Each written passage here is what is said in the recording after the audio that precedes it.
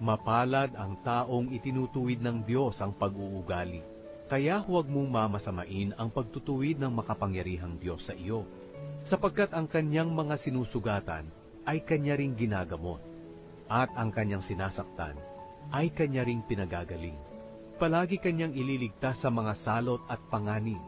Ililigtas kanya sa kamatayan sa panahon ng tagutom at digmaan. Iingatan kanya kung sisiraan ka ng iba, at wala kang katatakutan kung dumating man ang kapahamakan.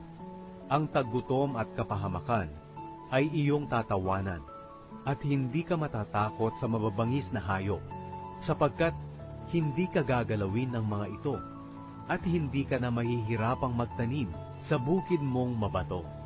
Mamumuhay ng payapa ang sambahayan mo, at walang mawawala sa iyong mga hayop.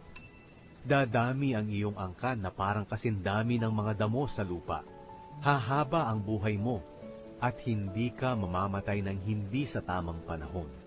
Ayon sa aming nalaman at naranasan, napatunayan namin na talagang totoo ang lahat ng ito.